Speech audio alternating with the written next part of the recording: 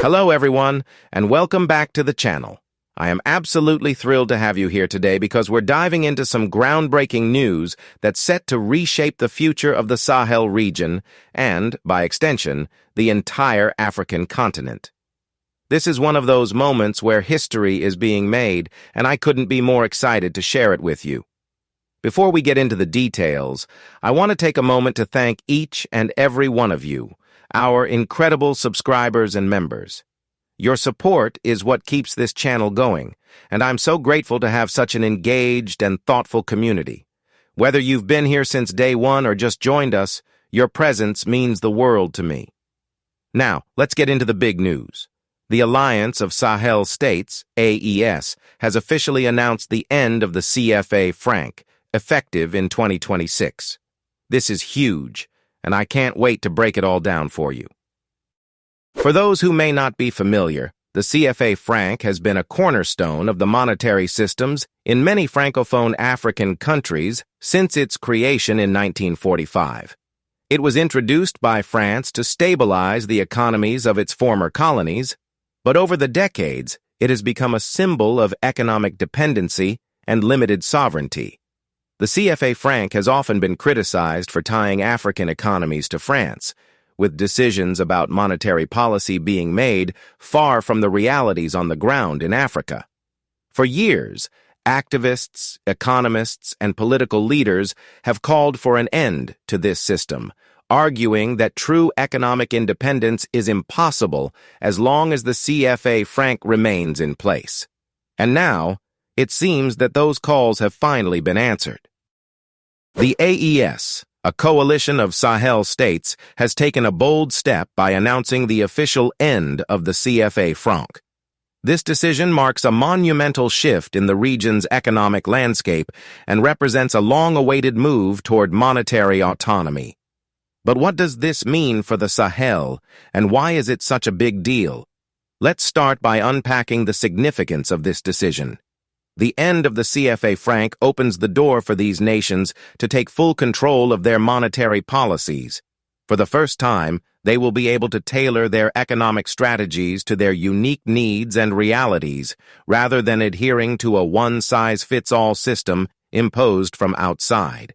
This could mean lower interest rates, better inflation management, and more support for local businesses, particularly small and medium-sized enterprises, which are often the backbone of economic growth in the region.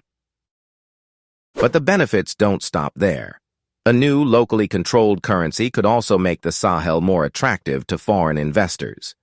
One of the biggest challenges facing the region has been a lack of confidence from the international community, which has often viewed the CFA franc as a sign of instability and dependency. By creating their own currency, the Sahel states can send a powerful message to the world. They are ready to take charge of their economic future and are committed to building a stable, prosperous region. This newfound autonomy could unlock a wave of investment, creating jobs, boosting infrastructure, and driving innovation across the Sahel. Of course, as exciting as this news is, it's important to acknowledge that this transition won't be without its challenges. Introducing a new currency is a complex and delicate process, and there will undoubtedly be hurdles along the way. One of the biggest concerns is the potential for short-term instability. Exchange rates could fluctuate, and there may be a period of uncertainty as businesses and individuals adjust to the new system.